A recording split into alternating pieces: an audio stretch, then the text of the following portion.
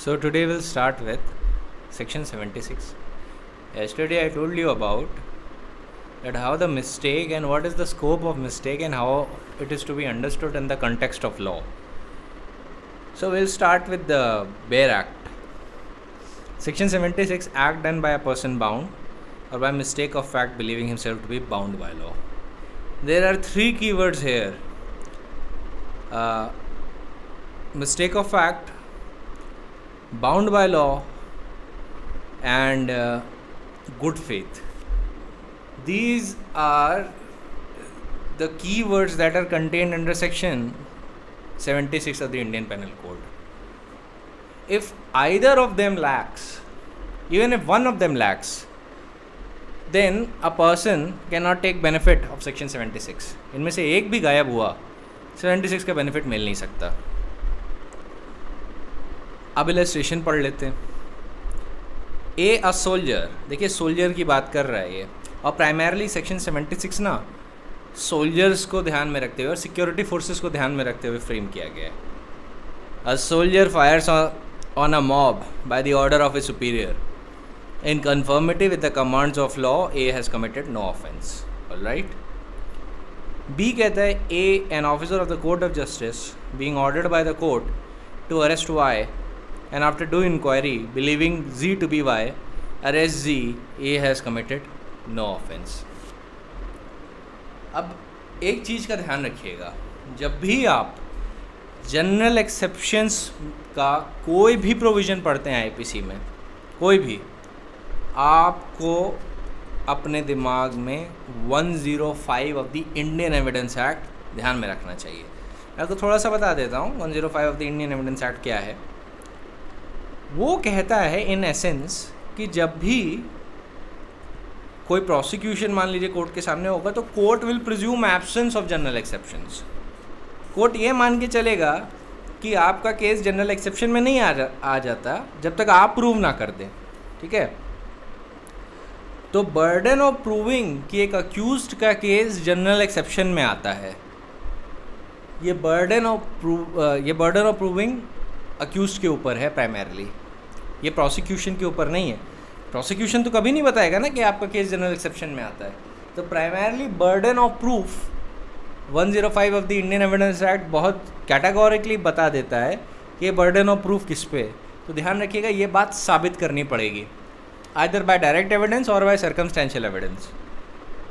Similarly, section 106 of the Indian Evidence Act है, वो कहता है कि अगर कोई ऐसा फैक्ट है जो आपकी स्पेशली उस पर्सन की नॉलेज में, which is specially within your knowledge, in that situation also burden of proving that fact is upon you. तो ये ऐसे समझने की बात है कि जब भी प्रोसिक्यूशन होगा और आप एलेज करते हैं कि आपका केस जनरल एक्सेप्शन में फॉल करता है, तो ये तो एक यूनानिमस व्यू रखिए कि बर्डन ऑफ प्रूविंग कि आपका केस जनरल एक्सेप्शन में फॉल करता है ये आपके ऊपर होगा, ये प्रोसिक्यूशन के ऊपर नहीं, ये आपकी जिम्मेदारी है. हाँ, किस लेवल का बर्डन ऑफ प्रूफ आपको साबित करना है वो मैं अभी आपको बता देता हूँ. सिविल केसेस के लेवल का प्रोसिक्यूशन के ऊपर जो बर्डन ऑफ प्रूफ है उसकी डिग्री है बियॉन्ड रीजनेबल डाउट की. आपके ऊपर जो बर्डन ऑफ प्रूफ पड़ेगा if you become an accused, then that would be of the degree of preponderance of probabilities जो सिविल केस में बर्डन होता है. तो वो थोड़ा लोअर दर्जे का बर्डन ऑफ प्रूफ होता है, और इसमें आपको उतना स्ट्रिक्टली नहीं प्रूव करना होता है जितना प्रोसिक्यूशन को प्रूव करना होता है. ठीक है. तो ये ध्यान रखिएगा, एक वहाँ पे शॉर्ट सा लिख लीजिए, it is to be read with section 105 general exception की जितना भी प्रोविजन है. बेयर एक्ट पे चैप्टर 4 लिखा है जनरल एक्सेप्शन में, उसमें बस लिख लीजिए रेड विद सेक्शन 105. अब हम सेक्शन 76 से डील करते हैं. अब सेक्शन 76 जो है वो रूल ऑफ रिस्पोंडिएट सुपीरियर की बात करता है. ठीक है. एक मैक्सिम होती है रिस्पोंडिएट सुपीरियर. अब रिस्पोंडेंट सुपीरियर का मतलब होता है कि मेरा सुपीरियर रिस्पॉन्सिबल है मेरी एक्ट के लिए, मैं रिस्पॉन्सिबल नहीं. अगर मान लीजिए एक वायलेंट मॉब है, सुपरिटेंडेंट ऑफ पुलिस कहता है लाठी चार्ज करो, पुलिस ऑफिसर्स लाठी चार्ज कर देते हैं इन परसुएंट टू दैट ऑर्डर. तो ऐसे में अगर उनको कोई प्रोसिक्यूशन होता है हर्ट का या ग्रीवियस हर्ट का, तो वो सीधे कह सकते हैं देखिए मैं नहीं लायबल हूँ अपनी एक्ट का, मेरा केस 76 में फॉल करता है, ये ऑर्डर दिया था एसपी ने, एसपी लायबल है, उनसे पूछिए ये ऑर्डर क्यों दिया, क्या सोच के दिया, देना चाहिए था या नहीं।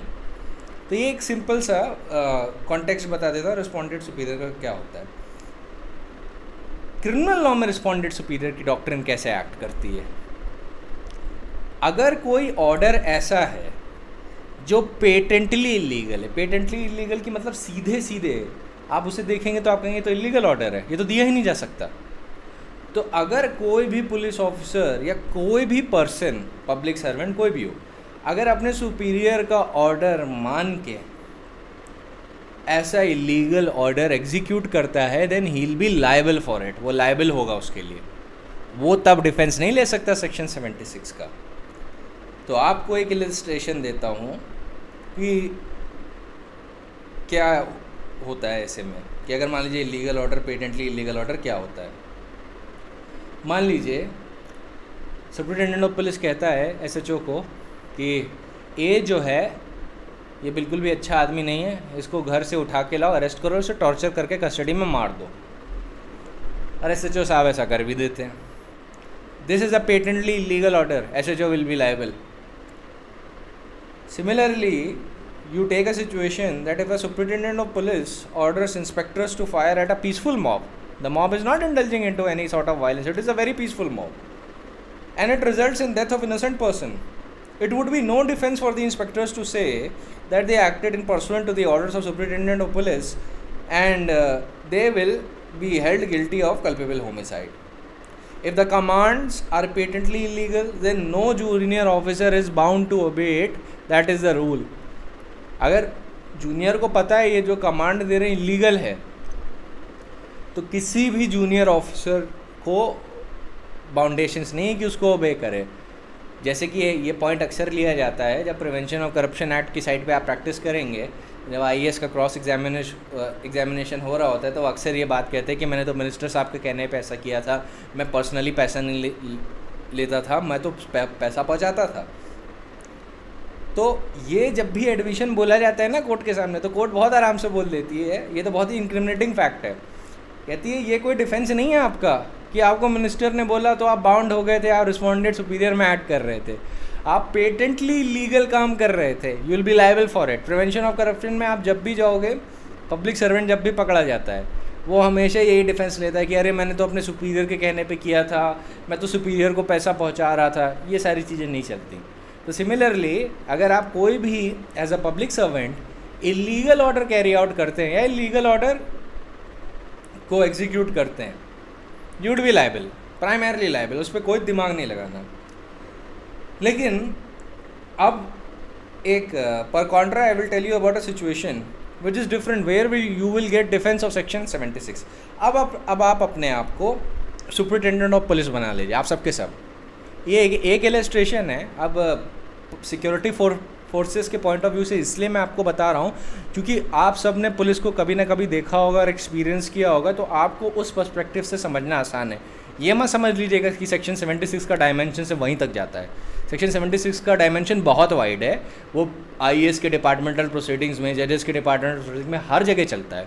लेकिन इलस्ट्रेशन के सेक के लिए मैं आपको बता रहा हूँ। Now you are a superintendent of police, आप देखते हैं कि एक अनरूली वायलेंट मॉब है स्टूडेंट प्रोटेस्टर्स का, आप उनको वार्न करते हो कि यहाँ से डिस्पर्स कर जाओ, ये रास्ता है, हाई कोर्ट जजेस यहाँ से आ रहे हैं और मिनिस्टर्स यहाँ से आ रहे हैं, तो उनको दिक्कत हो सकती है और आपके वायलेंट प्रोटेस्ट की वजह से उनको नुकसान हो सकता है। अब now that you are a superintendent of police, ये प्राइमरली जिम्मेदारी आपकी है कि ये जो प्रोटेस्टर हैं डिस्पर्स कर जाए। अब आप जानते हैं कि अगर ये मॉब रोड पे रहा तो मिसचिफ होगी, मिसचिफ कर ही रहे हैं, वो वायलेंट हो रहे हैं, तोड़फोड़ कर रहे हैं। अब ऐसे में अगर आप बोलते हैं कि जाइए फायर करिए, अपनी पुलिस फोर्स को बोलते हैं फायर करिए, पैलेट गन का यूज़ करिए, टीयर गैस का यूज़ करिए, बुलेट्स का यूज़ करिए, आर्म्स एंड एम्यूनिशन का यूज़ करिए, किसी भी तरीके का force, provided it is a reasonable force होना चाहिए। अगर आप यूज़ करते हैं including that of a deadly force given the circumstances, तो ऐसे केस में you will be afforded and the police officers acting under your order would be afforded the benefit of section 76. आप कह सकते हो since you are a superintendent of police, आपने तो खुद ऑर्डर दिया है, आप डिफेंस लोगे सेक्शन 79 का। आप कहोगे कि given the situation I believed I was justified in law, क्योंकि आप किसी सुपीरियर के ऑर्डर पे काम नहीं कर रहे हो, है ना। So as a superintendent of police आप 79 का डिफेंस ले रहे हो कि I believed I was justified in law. But जो आपके जितने भी सबऑर्डिनेट हैं, अगर वो प्रोसिक्यूट होते हैं तो वो क्या बोलेंगे कि in a given situations in good faith and due to mistake of fact we believed ourselves to be bound by law. तो चूंकि वो बाउंड बाय लॉ थे तो उनको 76 का बेनिफिट मिल जाएगा इस सिचुएशन पे, ये स्पेसिफिक सिचुएशन पे मिलेगा। पर कॉन्ट्रा वही जो मैंने अभी अर्लियर आपको सिचुएशन बताई जहाँ पे पेटेंटली इलीगल ऑर्डर एग्जीक्यूट हो रहा है, वहाँ पे डिफेंस नहीं मिलेगा, ना 76 का ना सेक्शन 79 का। ऑलराइट, इन चीज़ों का ध्यान रखिएगा। अब इस पर मैं आपको एक केस लॉ बता देता हूँ। जो सबसे लीडिंग अथॉरिटी है ना, जो अभी तक फील्ड होल्ड की हुई है, वो है case of state of West Bengal versus Shivmangal Singh का। उसमें सुप्रीम कोर्ट ने कहा section 76 of the IPC provides that nothing is an offence which is done by a person who is or who by the reason of mistake of fact and not by the reason of mistake of law in good faith believes himself to be bound by law to do it. The illustration to that section says that if a soldier fires on a mob by the order of his superior officer in conformity with the commands of law, he commits no offense. The question as to whether the accused believed in good faith on the account of mistake of fact that he was bound by law to do that act, which is alleged to constitute an offense, would arise only if to the extent relevant to this case, the order or command of a superior order is not of a superior officer is not justified or is otherwise unlawful. तो supreme court कह रहा है कि section 76 में mistake of fact और good faith की position कब arise करेगी? सिर्फ तभी अराइज करेगी जब ऑर्डर जो है ना आपको दिखे उसमें एलिमेंट्स ऑफ इलीगैलिटी है, वो ऑर्डर इलीगल है, तो तब वहाँ पे सिचुएशन अराइज करेगी गुड फेथ की और मिस्टेक ऑफ फैक्ट की। अगर ऑर्डर जस्टिफाइड नहीं है या अदरवाइज अनलॉफुल है तो ऐसे में ये सारे पॉइंट्स अराइज करेंगे। और अगर देख लिया गया कि पेटेंटली इलीगल था, even then you carried it out, will be liable. ठीक है, if you act under an illegal command. तो यहाँ पे सुप्रीम कोर्ट ने कहा कि since the situation prevailing at the scene of offence was such as to justify the order given by the Deputy Commissioner of Police to open fire, the respondents can seek respondents का मतलब वो officers जो Deputy Superintendent of Commissioner के order के pursuant में काम कर रहे थे, वो protection ले सकते हैं of section 76 और ये कह सकते हैं कि they acted in obedience to that order and therefore they cannot be held guilty to the offence for which they are charged. ये illustration का proper scope है, all right, under section 76। तो इसमें हाई कोर्ट का जो judgement था ना शिवमंगल सिंह वाला, ये तो मैंने अभी आपको सुप्रीम कोर्ट का जजमेंट बताया कि सुप्रीम कोर्ट ने फाइनल पोजीशन क्या ली। हाई कोर्ट ने ना इसमें काफ़ी डिटेल में डील किया था। हाई कोर्ट ने इंटरनेशनल ऑथर्स की बुक्स भी काफ़ी रेफ़र की, जैसे Smith and Hodgsons on criminal law, फिर आपकी text book on criminal law by Glanville Williams, बहुत सारी बुक्स रेफ़र की और यूनानिमस कंक्लूजन सब में यही निकल रहा था कि इस पे कोई सेटल्ड पोजीशन नहीं है। कुछ स्टेट्स, कुछ कंट्रीज़ में जो पोजीशन ली गई है वो कॉन्ट्राडिक्टरी ली गई है। कोई उसके फेवर में रूल कर रहा है कि नहीं, किसी भी तरीके का ऑर्डर अगर सुपीरियर के ऑर्डर पे कैरी आउट हुआ है, किसी भी तरीके की एक्ट कैरी आउट हुई है तो उसमें बेनिफिट मिल जाना चाहिए रिस्पोंडेंट सुपीरियर का। वहीं कई सुप्रीम कोर्ट्स ने रूल किया हुआ है दूसरी कंट्रीज़ में कि बेनिफिट नहीं मिलना चाहिए। तो ये ना सिचुएशन बड़ी ग्रे एरिया में फॉल कर रही थी। तो हाई कोर्ट और सुप्रीम कोर्ट ने एक मिडिल व्यू लिया था, ये पेटेंट इलीगैलिटी वाला व्यू, कि अगर ऑर्डर पेटेंटली इलीगल है then in that situation the officers who act under a patently illegal order would be held liable for their acts. Similarly, if the order appears reasonable or order on the face of it doesn't appear unlawful, in that situation they can be afforded the benefit of section 76 if facts allow the court to make such a construction that the police officers or the officers acting in pursuant of such order believe themselves in good faith by the reason of mistake of fact to be bound by law to carry out such order. ठीक है, so that is the scope जिस पे settle किया गया. आपको इसमें state of West Bengal versus Shivmangal Singh ही याद रखना है. अगर आप वो एकेडमिक मैटर्स रेफ़र करना चाहते हैं तो आप बिल्कुल रेफ़र कर लीजिए, ये स्टडी नोट्स में मैंने दे रखा है आपको, पर प्राइमरली क्रक्स यही है जो मैंने अभी आपको बताया. शिवमंगल सिंह ने एक मिडिल पोजीशन ली. इंडिया पे आपको पोजीशन जानना सबसे ज़्यादा ज़रूरी है कि इंडिया में कैसे कैरी आउट हो रहा है. अगर आपका एकेडमिक्स में इंटरेस्ट है, आप जानना चाहते हैं कि बाकी जगह भी क्या पोजीशन है, तो उसमें दे रखी है. Alright, you may refer to it if you want to. एक और केस लॉ का इलस्ट्रेशन देता हूँ. ये केरला हाई कोर्ट का है, एनपी प्रताप कुमार वर्सेस रामदास का. यहाँ पे एसीपी ने लाठीचार्ज ऑर्डर किया on student protesters who had become an unruly mob. It resulted in grievous hurt to them and an allegation was made against the police force that they tortured them in custody. Court held that ACP was fully justified in use of force against the students for dispersing their unruly mob.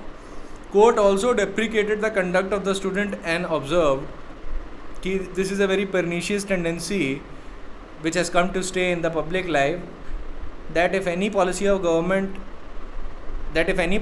the government or department of the government is not palatable to a group of persons believing a particular ideology or is distasteful to a particular political party, especially in the opposition, agitation, protest and processions often turn violent and even destruction of public property are freely resorted to.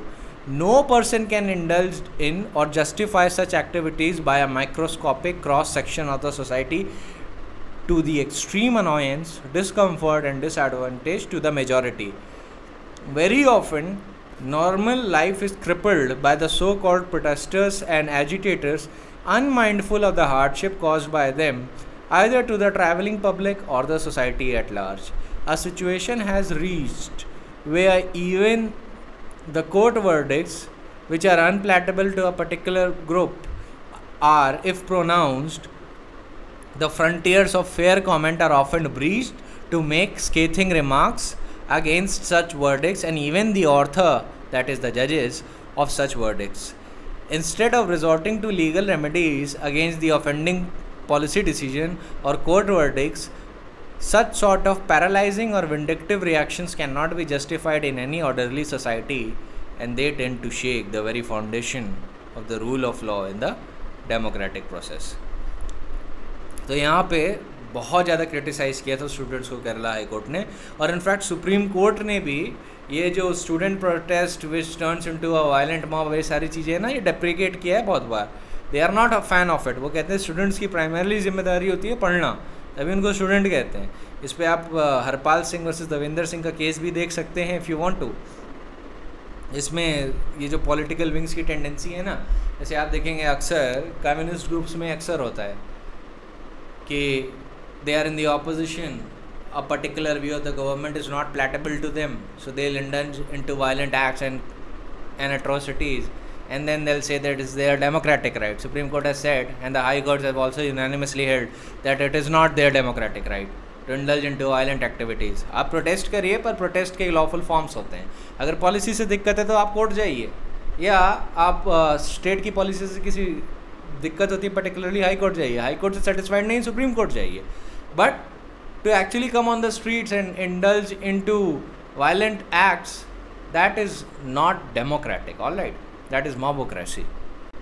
Similarly, the Kerala High Court continued and said, if there is a wrong decision, then the remedy lies elsewhere. The decision can be challenged before the appropriate forum. The primary role of the student is to study and not to go to the streets and launch agitation against the government or the ministers. It is academic brilliance and not the offensive militancy which counts in the assessment of students. ये बात ध्यान रखनी चाहिए. तो ये भी याद रखिएगा कि किसी भी इलीगल ऑर्डर का अगर ओबीडियंस होता है, वो सारी चीज़ें आपको सेक्शन 76 का बेनिफिट नहीं दिला सकती हैं अगर ऑर्डर पेटेंटली इलीगल है। और वहाँ पे फिर अगर ये सवाल आता कि गुड फेथ या मिस्टेक ऑफ फैक्ट में आप बाउंड थे या नहीं, और आपने उसको स्टडी किया and then you come to a conclusion कि नहीं गुड फेथ नहीं था, कि गुड फेथ होने के लिए ड्यू केयर एंड इंटेंशन चाहिए, due care and intention missing है। फिर आपने थोड़ा और स्टडी किया, then you came to a conclusion कि मिस्टेक ऑफ फैक्ट थी कि नहीं, फिर आपने पाया कि मिस्टेक ऑफ फैक्ट भी नहीं थी, क्योंकि मिस्टेक ऑफ फैक्ट में रियल सिचुएशन में अवेयरनेस नहीं होनी चाहिए, और अगर रियल सिचुएशन की अवेयरनेस है then a person would be held liable, और फिर वो बच नहीं सकता कानून के शिकंजे से।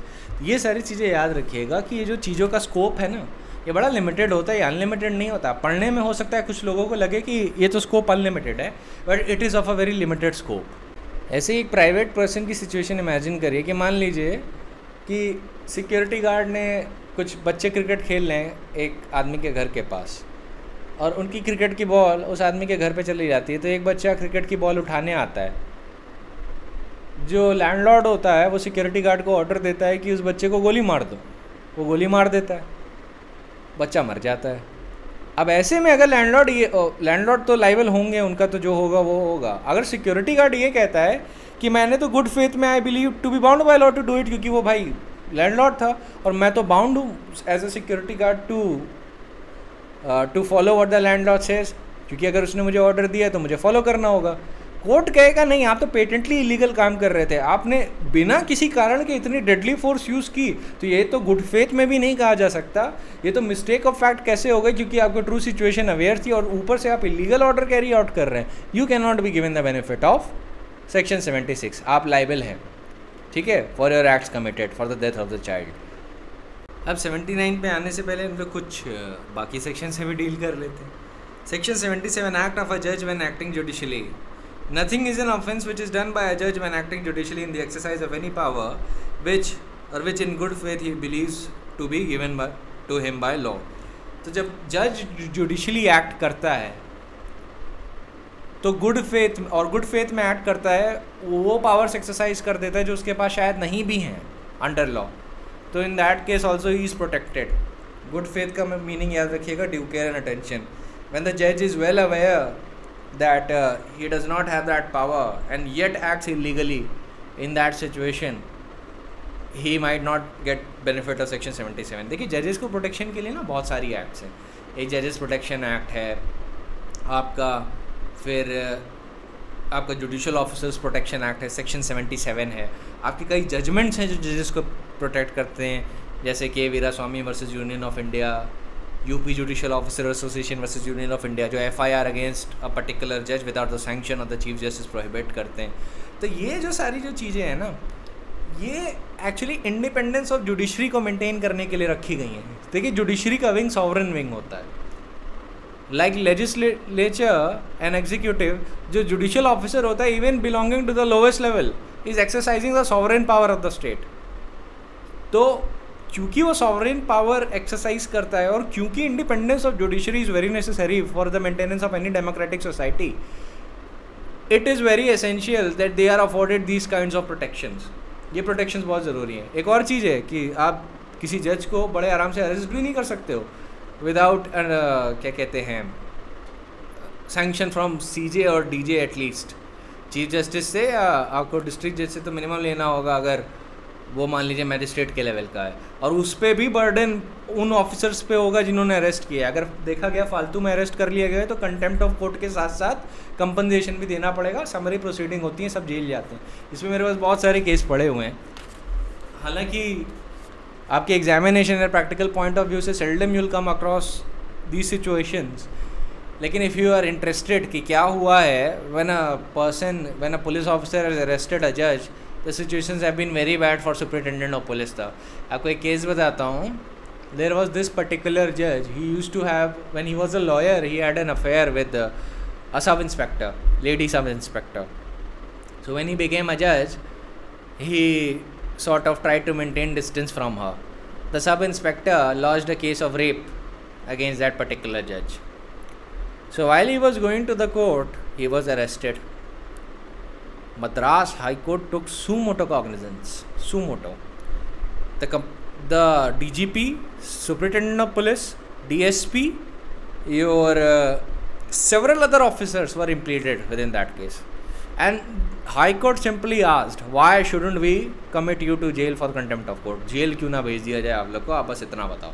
Now you must keep in mind, if a judge were to convict a person, if a judge were to convict one of these officers, उससे होगा क्या? It has a civil fallout. उनकी नौकरी चली जाती है, क्योंकि क्रिमिनल केस में conviction, these are quasi criminal proceedings. Criminal case में कन्विक्शन पे जो आपके जो हियरिंग के और ये जो बाकी चीज़ों के जो डिफेंस हैं वो काम नहीं करते. Primarily once you have been convicted in a criminal case, it will be very difficult for you to secure job. And जो आपके ग्रेचुइटी बेनिफिट्स होते हैं, पेंशनरी बेनिफिट्स होते हैं, वो भी चले जाते हैं. ACR पे ब्लॉट लग जाता है, ब्लैक लिस्टेड हो जाते हैं, बहुत उसके सिविल फॉल आउट होते हैं, स्पेशली सर्विस रूल्स की साइड पे. तो this was a very dire situation. और कोर्ट, अगर मान लीजिए कांस्टेबल ने अरेस्ट किया ना, तो कोर्ट सुपरिटेंडेंट ऑफ पुलिस या DGP से जवाब मांगता है. वो उससे जवाब नहीं मांगेगा क्या कहते हैं कांस्टेबल से कि तुमने क्यों अरेस्ट किया.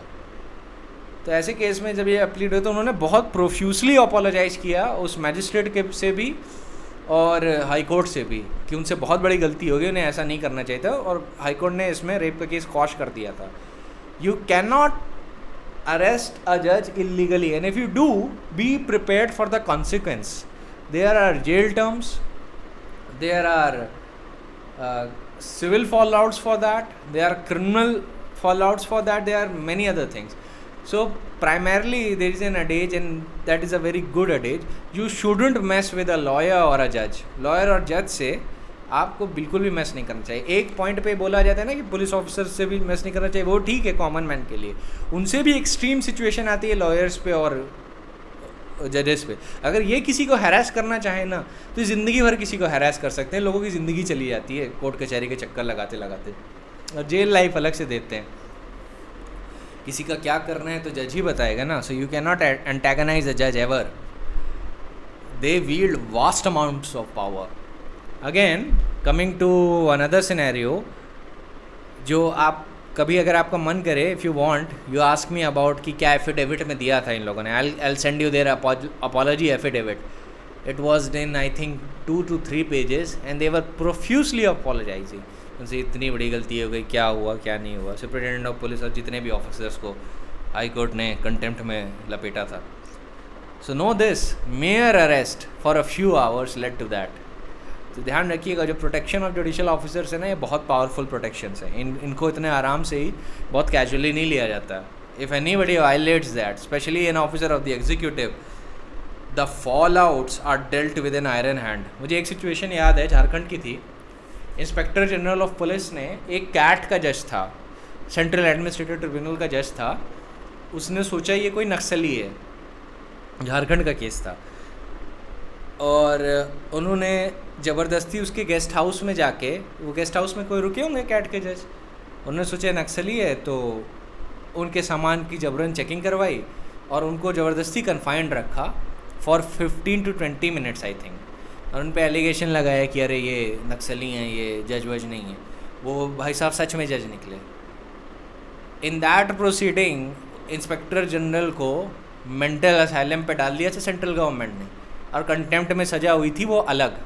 ये झारखंड का केस है और ऐसे बहुत सारे केस भरे पड़े.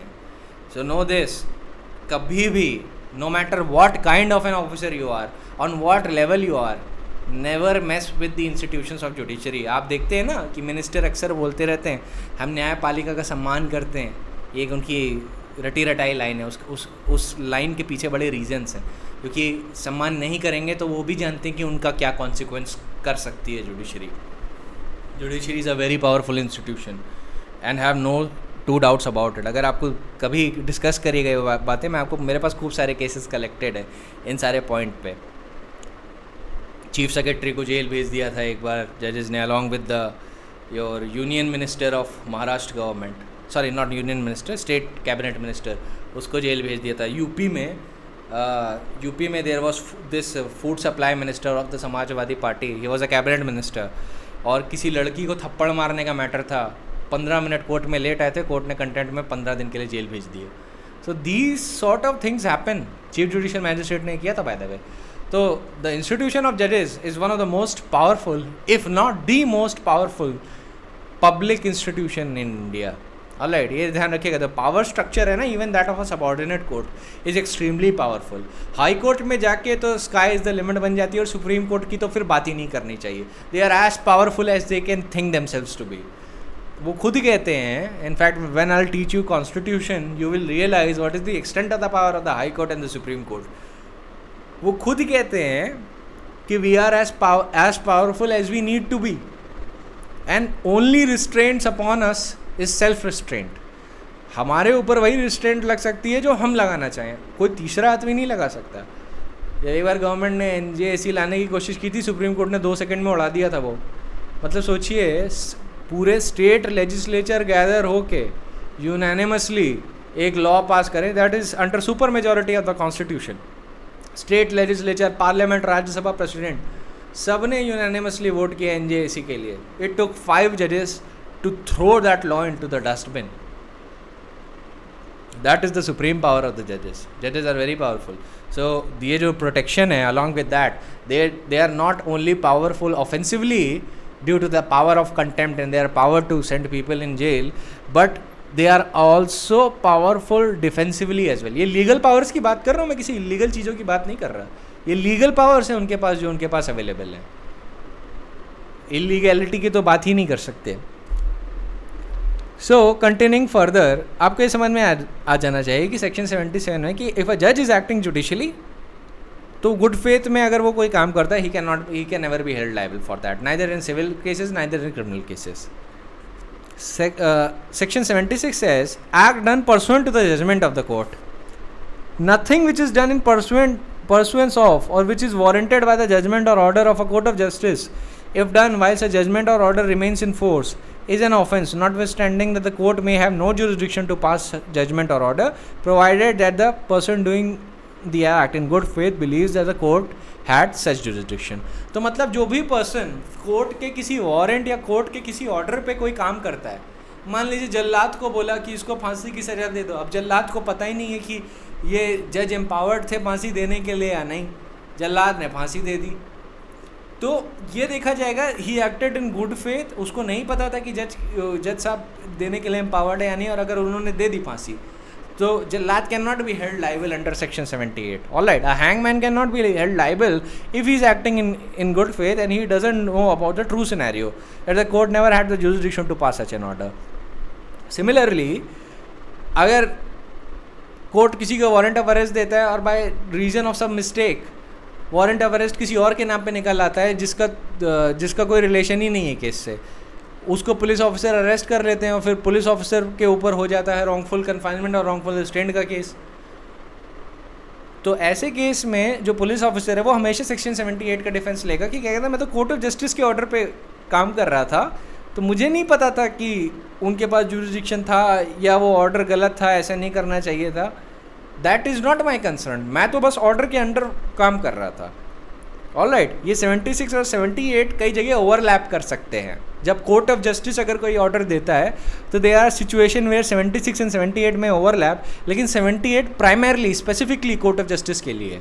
जब कोर्ट ऑफ जस्टिस कोई काम करने को देता है, और वो चाहे प्राइवेट पर्सन को दे, चाहे पब्लिक सर्वेंट को दे, चाहे किसी को भी दे, वो अगर गुड फेथ में उसके जजमेंट या ऑर्डर के अंडर काम करता है, as long as the judgment और order remains in force, then notwithstanding कि जिस कोर्ट ने ऑर्डर दिया उसके पास कोई जुरिसडिक्शन ही नहीं था ऐसा करने का. जुरिसडिक्शन का मतलब होता है the lawful authority to order a particular thing. Jurisdiction का लिटरल मतलब होता है I speak by the law. 2 शब्दों से बना है लैटिन के, जूरिस डिक्टो.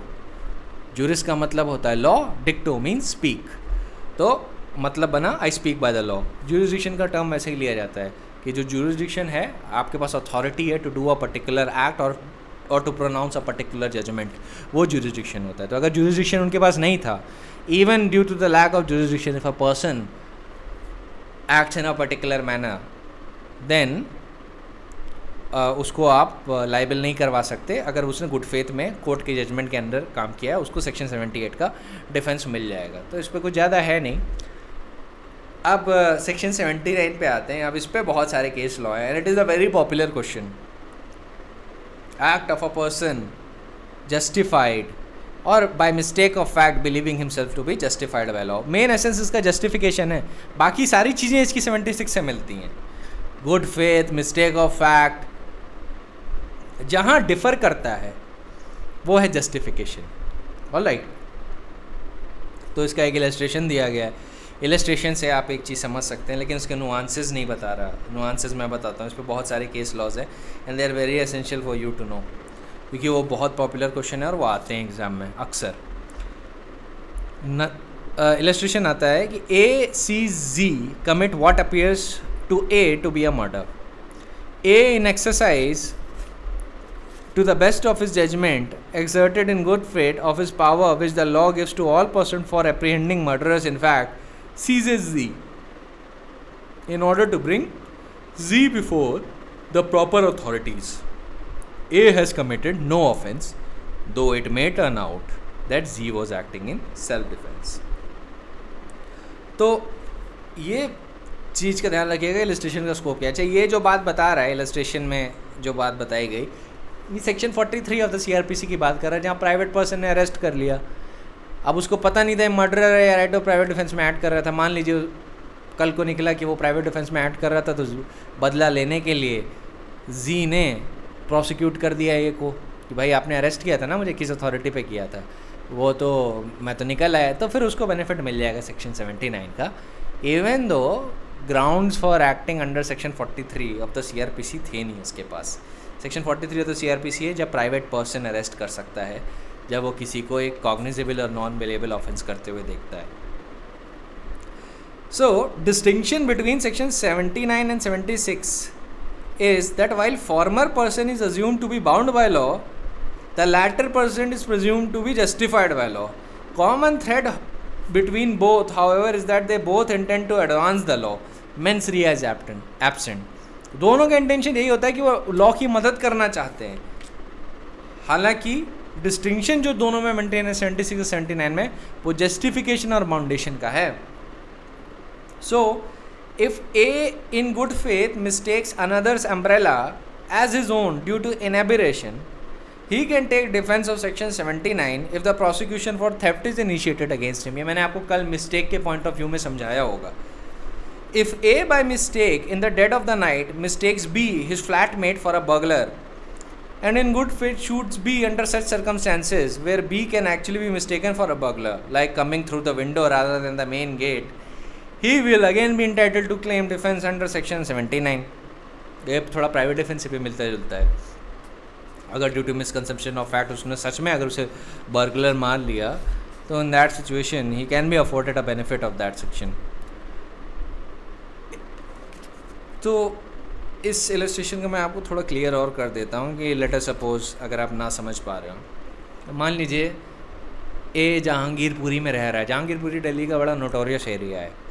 आप अपने स्टेट के किसी भी नोटोरियस एरिया को इमेजिन कर सकते हैं. वहाँ पे वो रेंट में 2 रूममेट्स रह रहे हैं. अब उनको पता है यहाँ पे रॉबरी और डकैती कॉमन प्लेस है, तो भाई रात में सो रहे हैं, उनको ये डर है कि भाई कोई आ ना जाए. बी सोचता है कि मैं एक प्रैंक करता हूँ ए पे, मैं रॉबर बन के घर जाऊँगा और इसको प्रैंक कर दूँगा. अब वो मेन गेट के रास्ते की वजह विंडो से आने की कोशिश करता है. ए घबरा जाता है उसको देख के, अब घबरा जाता है, पिस्टल या चाकू देखता है आसपास, उठा के मार देता है. बी की मौत हो जाती है. He can validly take defence under section 79, क्योंकि जो मिस्टेक उससे हुई है, जो मिस्टेक ऑफ फैक्ट उससे हुई है, वो किसी भी रीजनेबल पर्सन से हो सकती है, क्योंकि उसका जो ट्रू नैरेटिव, उसे ट्रू पोजीशन तो पता नहीं है, उसका जो परसेप्शन ऑफ द सर्कमस्टेंसेज है वो बहुत ही ऑल्टर्ड हो चुका है ड्यू टू बीस कंडक्ट. तो जो मिस्टेक ऑफ फैक्ट है यहाँ पे वैलिड मानी जाएगी और ये भी माना जाएगा उसने गुड फेथ में ऐड किया. और यहाँ पे ड्यू केयर एंड अटेंशन तो हम तब देखेंगे ना जब जो सिचुएशन के हिसाब से ये सारी चीज़ें क्वेश्चन ऑफ फैक्ट होती हैं. क्वेश्चन ऑफ फैक्ट मतलब ये फैक्ट और सर्कमस्टेंसेज के बेसिस में डिसाइड की जाती हैं, कोई यूनानिमस रूल नहीं होगा इसका. तो अगर कोई पर्सन ऐसे ऐड करता है इतने सस्पिशियस सर्कमस्टेंसेज में, तो लॉ उसे ऐसा बेनिफिट अफोर्ड करके देगा. ऑलराइट, कि आपने उसको रॉबर समझ के मार दिया, in that situation then you will be afforded a benefit of section 79. ये थोड़ा राइट ऑफ प्राइवेट डिफेंस में भी जाता है, due to misconception of fact. अब section 79 of the IPC provides that nothing is an offence which is done by any person who is justified by law or who by the reason of mistake of fact and not by the reason of mistake of law in good faith believes himself to be justified by law in doing it. Under the section, although an act may not be justified by law, yet if it is done under a mistake of fact and if it is done with good faith, then it would not be an offense.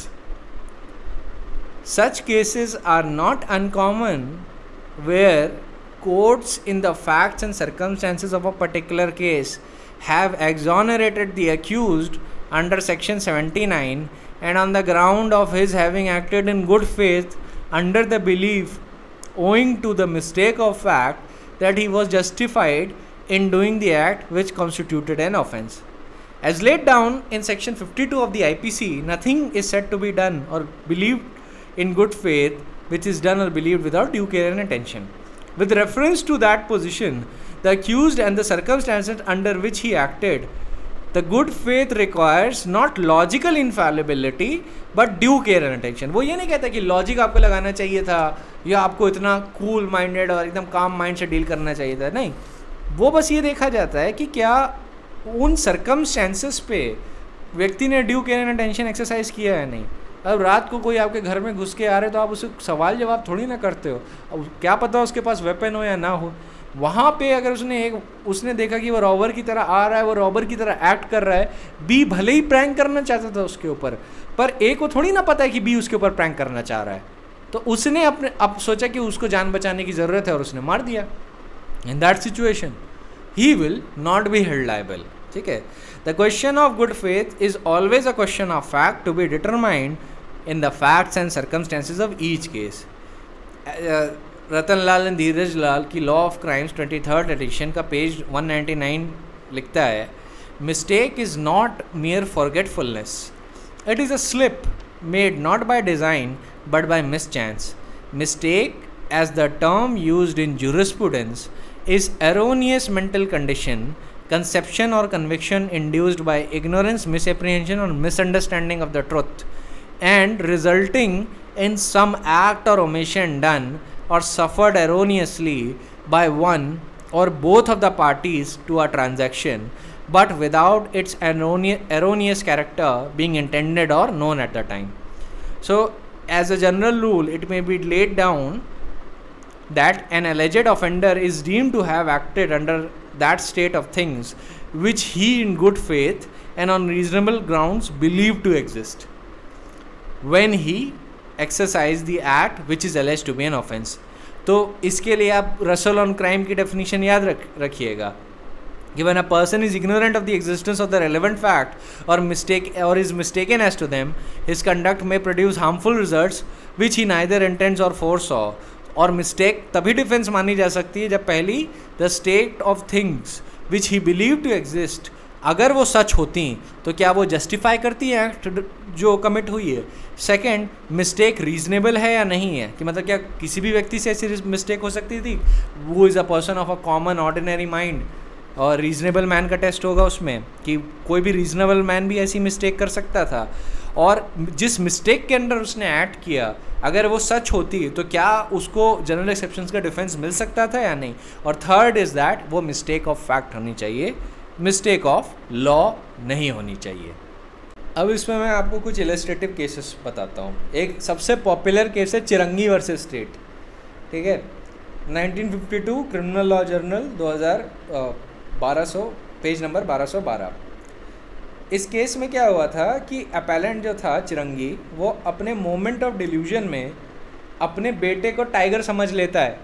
ठीक है, और वो वैसे तो generally देखा जाता था कि वो अपने बेटे को बहुत प्यार करता था, पर एक गिवन सिचुएशन में ड्यू टू सम सर्कमस्टेंसेस वो खेत में इधर टहल रहे थे, उनको लगा कि उनका बेटा टाइगर है और उसने एक्स से हमला कर दिया. उसकी वजह से एक फेटल ब्लो उसके बेटे पे हुआ और वो मर गया. चिरंगी वॉज वेरी क्या कहते हैं, he was very in a very traumatic state after that.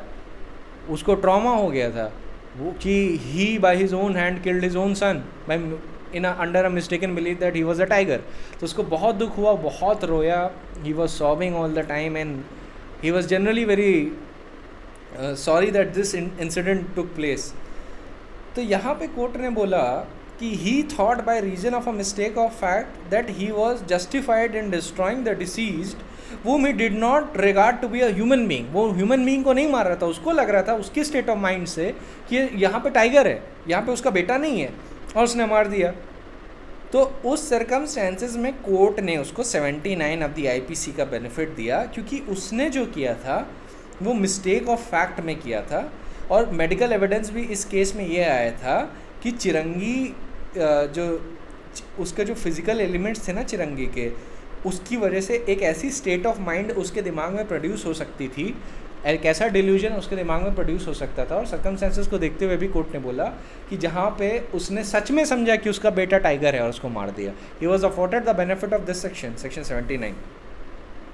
Similarly एक केस है पुराना, ये लोकस क्लासिकस है, ये आपको याद रखने हैं, हर केस में लोकस क्लासिकस आपको याद रखने होंगे। जैसे सेक्शन 34 पे 3 लोकस क्लासिकल्स हैं, बरेंद्र कुमार घोष, महबूब शाह वर्सेस किंग एम्परर, और आपका फाइनली वो Pandurang versus state of Hyderabad. Her case में लोकस क्लासिकस याद रखिएगा, ठीक है। देन इज बोंदा कुई वर्सेस एम्परर। इस केस में क्या हुआ था, a woman in the middle of a night saw a form which looked apparently human dancing in the state of complete nudity with a broomstick tied on one side and a torn mat around the waist. The woman thought that the form was an evil spirit or a thing which consumes human beings, removed her own clothes and with repeated blows by a hatchet felled the thing to the ground. मतलब क्या हुआ कि एक औरत ने रात को देखा कि एक apparently human figure नाच रहा है बड़ा विगरसली इन कंप्लीट न्यूडिटी, एक ब्रूम स्टिक उससे एक जुड़ी हुई है और दूसरे साइड में उसका टॉर्न मैट उसके वेस्ट के अराउंड अटैच्ड है। वुमेन को लगा ये कोई भयानक आत्मा है जो लोगों को खाती है या लोगों को हार्म पहुंचाती है। तो उसने क्या किया, एक अपने कपड़े फाड़ के उसके ऊपर डाले और उसको हैचेट से उस पर लगातार अटैक कर दिया। तो अब देखिए यहाँ पे स्टेट ऑफ माइंड क्या है। Examination showed that she had killed a human being who was the wife of her husband's brother. तो जिसने उसको मारा था that turned out to be wife of her husband's brother. ऐसे केस में supreme court ने जो उसका ओरिजिनल कन्विक्शन हुआ था सेक्शन 304 ऑफ दी आईपीसी जो है culpable homicide not amounting to murder का, सुप्रीम कोर्ट ने बोला कि नहीं इसको बेनिफिट दिया जा सकता है सेक्शन 79 का। Not supreme court, privy council ने बोला। प्राइवी काउंसिल ने बोला कि the benefit could be given to her under the provision of section 79 because from her point of view she actually thought by the reason of mistake of fact कि she is not attacking a human being at all, she is attacking an evil spirit. तो उसकी state of mind से जज करके the privy council came to a conclusion that her intention was not to kill a human being at all। देखिए human की मौत के लिए तो आप मर्डर और कल्पेबल होमिसाइड में लायबल हो सकते हैं। अगर आपका स्टेट ऑफ माइंड और नेसेसरी मेंस री ह्यूमन को लेके है ही नहीं, it is regarding someone else, एक एनिमल या एक ईवल स्पिरिट, तो ईवल स्पिरिट को तो मारा नहीं जा सकता। तो from the point of view of the woman she was just harming it. Mistake of fact की वजह से टर्न आउट दैट वहाँ पे that was not an evil spirit, that actually turned out to be a human being।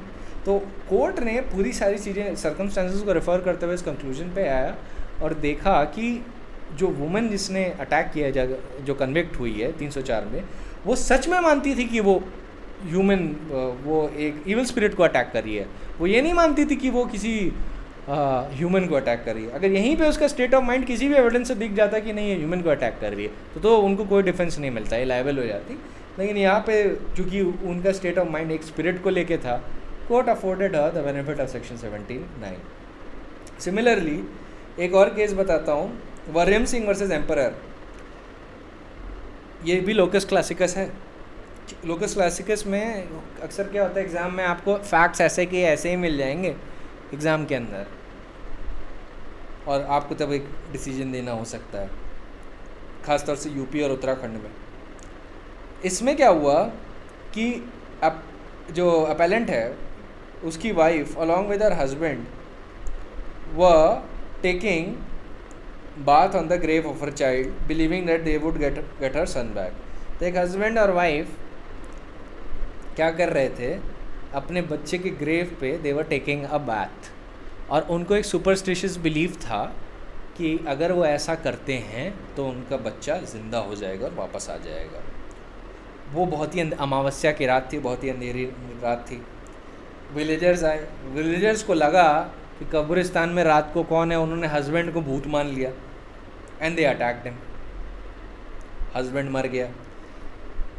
तो court कहता है ऐसे में, डिवीजन बेंच थी इसमें, वो बोलता है कि acting under section 79 of the IPC, accused who killed a man with several blows from a stick was not liable under section 302, 304 or 304A because he believed in good faith that at the time of the attack that object of his assault was not a living human being but a ghost or some object other than a human being.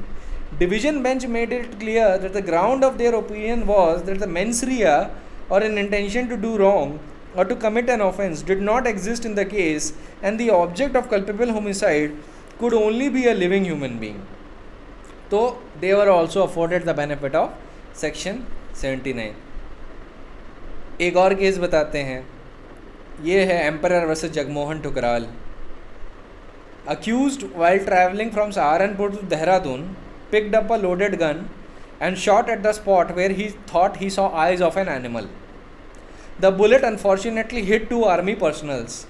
There was nothing on record to show that the accused knew that there was a military camp nearby.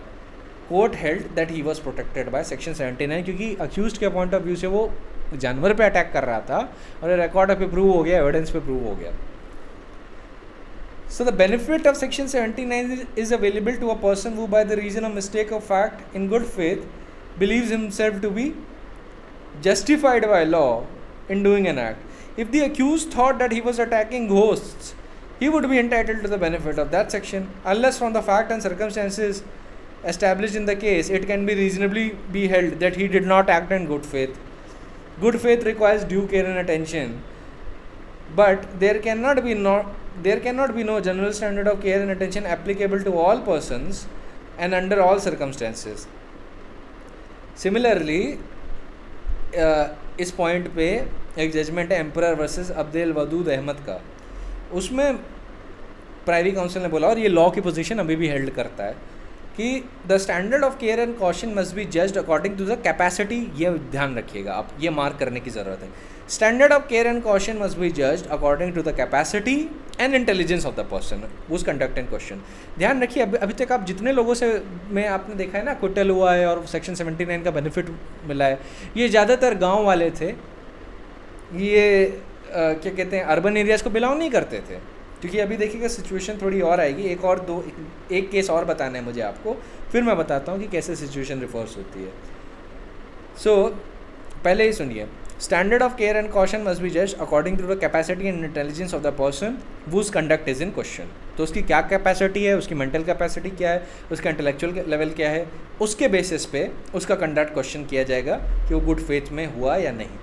It is only to be expected that an honest conclusion of a calm and philosophical mind may differ very largely from the honest conclusion of a person excited by sectarian zeal or untrained to the habits of reasoning.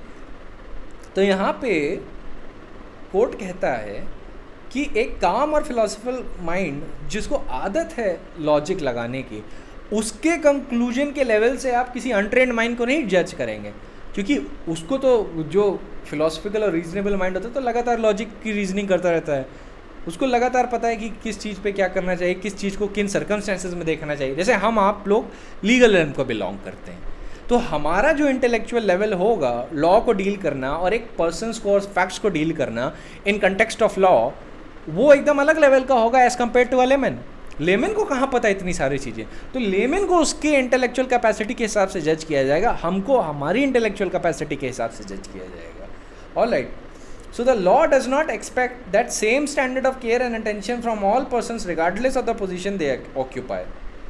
What is due care and attention depends on the position in which man finds himself and wanes in different cases. तो different cases में वो different चीज़ें होती जाती है. अब आपको एक और भी बड़ा फेमस केस बताता हूँ, that is the case of state of Orissa versus Ram Bahadur Thapa.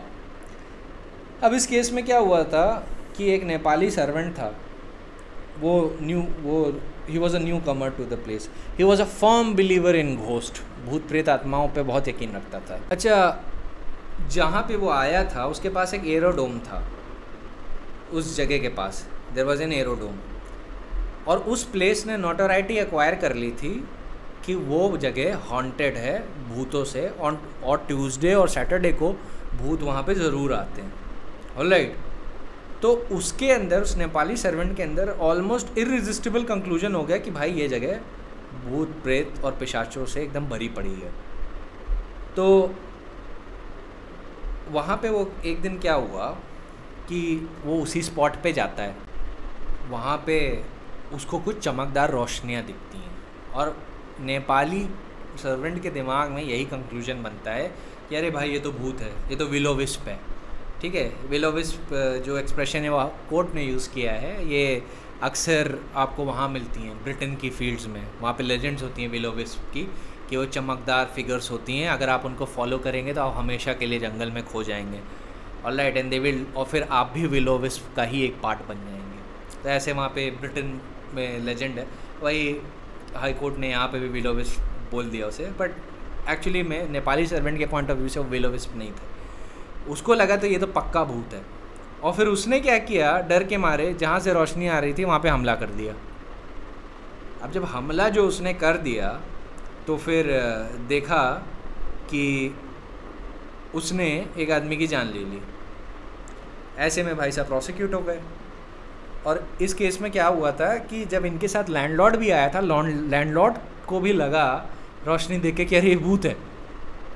तो कोर्ट ने इस केस में पाया कि नहीं, ही can be afforded, he can be given the benefit of section 79, क्योंकि देखिए एक तो वो स्टर्न बिलीवर था घोस्ट्स में और आत्माओं में, दूसरा लैंडलॉर्ड और जो बाकी के लोग थे जो काफ़ी एजुकेटेड है, उन्होंने कोई एफर्ट नहीं किया उसके दिमाग से ऐसा कोई फियर हटाने में कि भाई भूत कुछ नहीं होता, तुम्हें डरने की कोई ज़रूरत नहीं।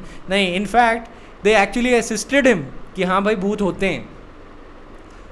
फिर जो कोर्ट है, कोर्ट ने ये भी देखा कि जो प्रोसिक्यूशन की एक प्ली थी, प्रोसिक्यूशन कह रहा था कि ये जो नेपाली सर्वेंट हैं राम बहादुर थापा, इनके पास टॉर्च लाइट थी, अगर ये टॉर्च जला देते और देख लेते कि वो आदमी है, कोई भूत नहीं है, तो ये पूरा इंसिडेंट बच सकता था, ये पूरा इंसिडेंट ना होता। तो इस पे सुप्रीम कोर्ट कहता है कि आप उसको जज करेंगे उसके मेंटल स्टेट से। अब ये आप नहीं कह सकते कि उसको एक रॉन्गफुल एप्रीहेंशन हो गया और उसको इस तरीके से एक्ट करना चाहिए था या उसको दूसरे तरीके से एक्ट करना चाहिए था। ये सारी चीज़ें तो आप काम स्टेट में आने के बाद डिसाइड करते हो ना। जब एक फ्रेंजीड माइंड होता है, a mind which has been overtaken by the excess of passion, जब एड्रेनलिन रश होता है, जब फाइट और फ्लाइट रिस्पॉन्स होता है बॉडी में, तब जो नी जर्क रिएक्शंस आते हैं ना, वो काम माइंड का प्रोडक्शन नहीं होते। तो कोर्ट बोलता है कि the मियर fact that had he exercised extra care and attention, the incident might have been averted, is no ground for denying him the protection of that section। क्योंकि उसके पॉइंट ऑफ व्यू से वहाँ पे अभी यही चल रहा था कि भाई यहाँ पे पक्का भूत है, क्योंकि बार बार वो तो ऑलरेडी बिलीव करता था और वो जो उसके जो बिलीव्स थे उनको और स्ट्रेंथन किया गया। तो अगर आप एक ऑलरेडी पैरानॉइड मैन को ऐसी सिचुएशन पे ले जाओ जहाँ पे उसका पैरानोया रियलिटी में बदलने लगे, तो वो तो वैसे ही एक्ट करेगा ना कि जैसे कि उसके प्री कंसीव्ड नोशंस होंगे इन अकॉर्डेंस विद पैरानोया। तो तभी सुप्रीम कोर्ट ने कहा कि नो, उसको बेनिफिट डिनाई नहीं किया जा सकता, ही will be afforded benefit of section 79।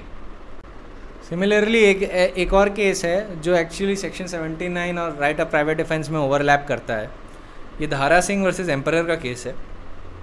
इसमें क्या हुआ था कि accused was labouring under a mistake of fact कि उसके घर को कई लोगों ने घेर लिया था, जो कि घेर ही लिया था, और उसको लगा कि ये उसके सारे दुश्मन हैं और उसके घर को आग लगाने आए हैं। और ड्यू टू उसकी प्रीवियस दुश्मनी की वजह से उसको ये एक्चुअल में बिलीव था कि ये सच में वो लोग हैं जो उसके घर को आग लगाने आए।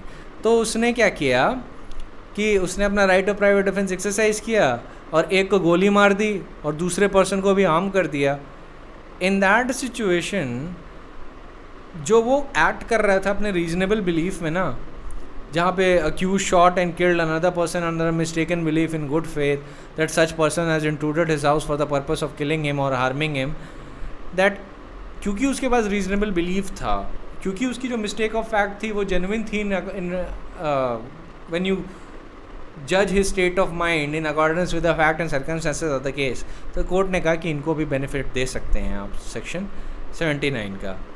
सिमिलरली एक बहुत पुराना केस है 1839, ये सारे इलस्ट्रेटिव केस हैं, ध्यान रखने वाले हैं आपको। वरियम सिंह तक तो आपको याद रखना है, पर अभी ये इलस्ट्रेशन के लिए ध्यान में रखिए कि accused shot an arrow while guarding his maize field में उसको कुछ हिलता हुआ महसूस हुआ, उसने वहाँ पे एरो चलाई, उसको लगा कि वो वहाँ पे भालू है, और वो एरिया भालुओं के लिए नोटोरियस भी था कि वहाँ पे भालू आते जाते रहते हैं, और वहाँ पे देखा कि जिसने उस पर एरो चला दी वो एक आदमी था, आदमी मर गया, वो बेयर नहीं था, आदमी था, उसको भी प्रोटेक्शन अफोर्ड हुआ सेक्शन 79 का।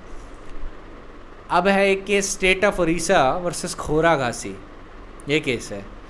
इसमें क्या हुआ, अब यहाँ पे कोई मरा नहीं है, इस केस में कोई मरता नहीं है।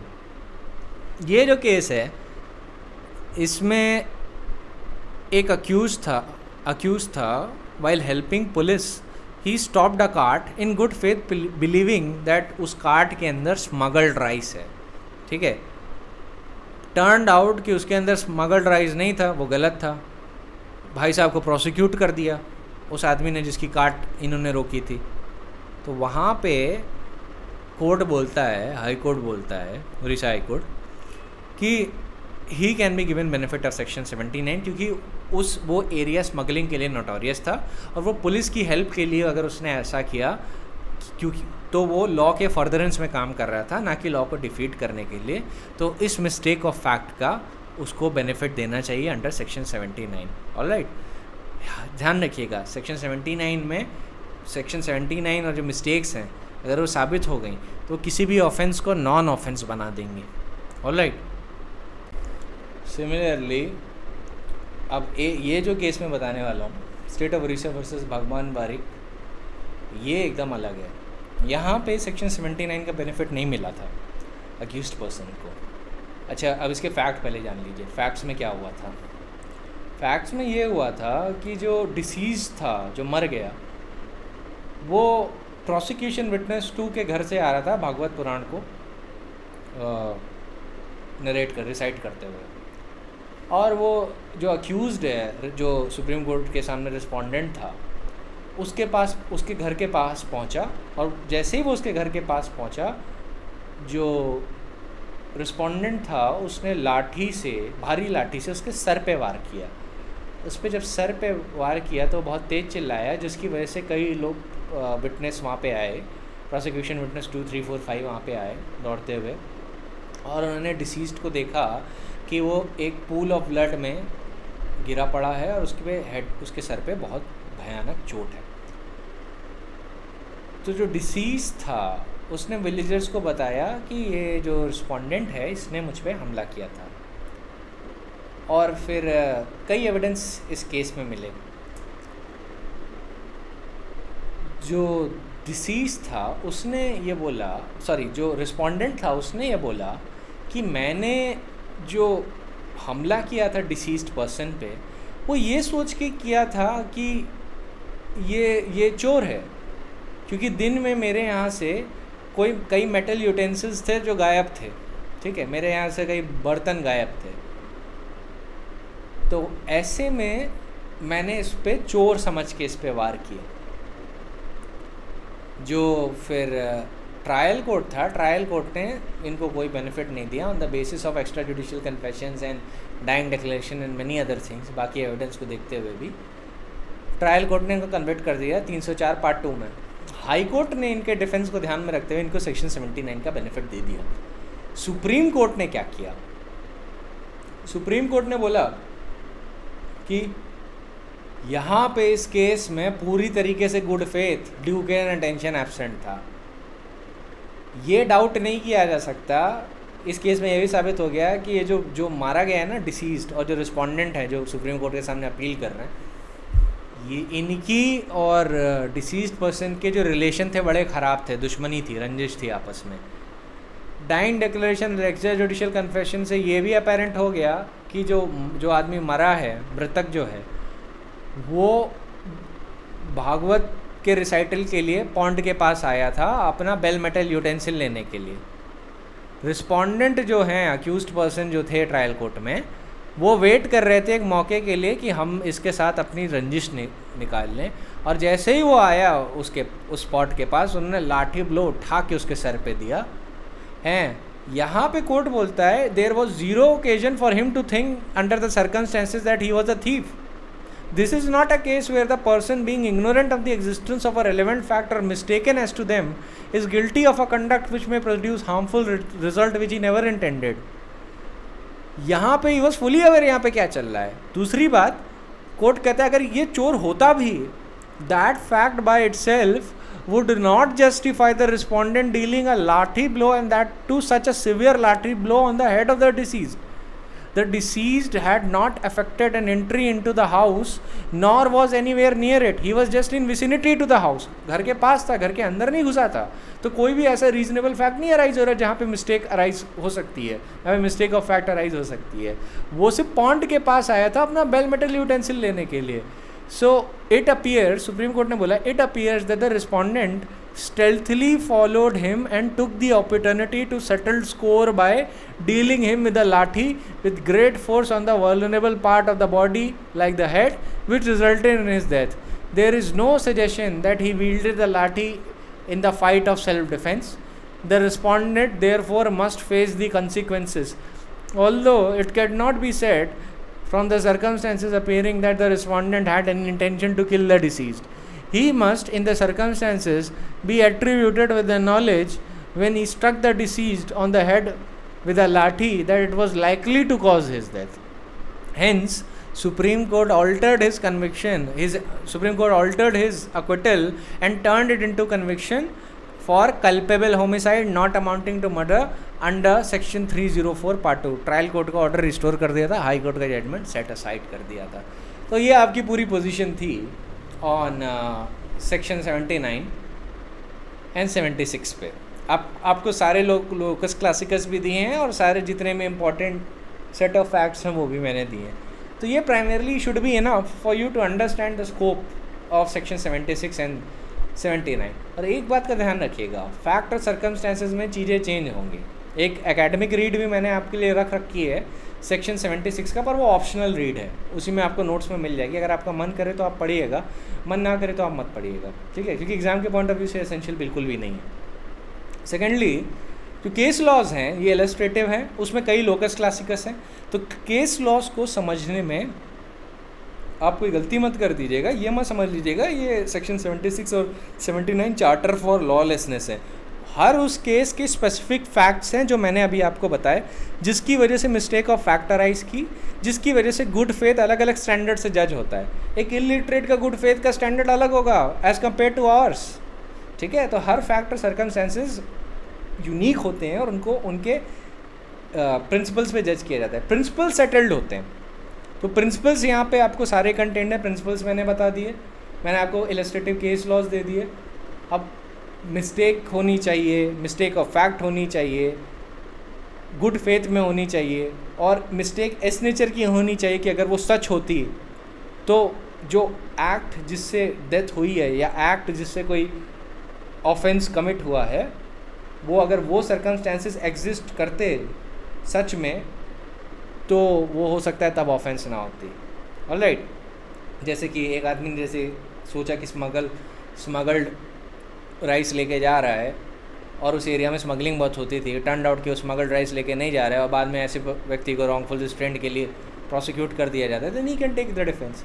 सिमिलरली अभी आपने भूत प्रेत पिशाच वाला जो एग्जाम्पल बताया मैंने आपको, क्या कहते हैं, जो केस है बोंदा कुई वाला और एक Ram Bahadur Thapa, state of Orissa versus Ram Bahadur Thapa, ये सारा आप ध्यान में रखिएगा कि इनके पेक्यूलियर फैक्ट्स के लिए था। ये कोई कोल्ड स्टोन कोल्ड कंपार्टमेंटलाइजेशन नहीं है लॉ का, प्रिंसिपल्स हमेशा कंपार्टमेंटलाइज होते हैं, वो प्रिंसिपल्स फैक्ट्स पे जब अप्लाई करते हैं तो वो अलग अलग चीज़ें होती हैं। इट इज़ अकिन टू, क्या कहते हैं, एक ऐसी सिचुएशंस के लिए कि जो प्रिंसिपल्स हैं ना, इनमें इतनी इलास्टिसिटी है कि ये कई फैक्ट्स को अपने अंदर कवर कर सकते हैं और कई फैक्ट्स को, क्या कहते हैं, अपने से एक्सक्लूड भी कर सकते हैं। और टेस्ट बस ये होना चाहिए गुड फेथ का, ड्यू केयर एंड अटेंशन, फिर मिस्टेक ऑफ फैक्ट, और फिर justification. Alright, under the context of section 79। Section 76 में बाकी सारी चीज़ें सेम रहेंगी और आप एक चीज़ क्या और ऐड कर देंगे, that is your bound by law, the boundations of law.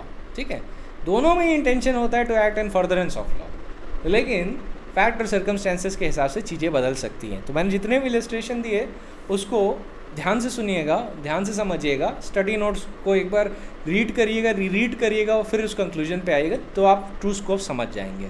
Alright, so that is it for today. Will continue with the rest of the provisions of general exceptions tomorrow. Alright.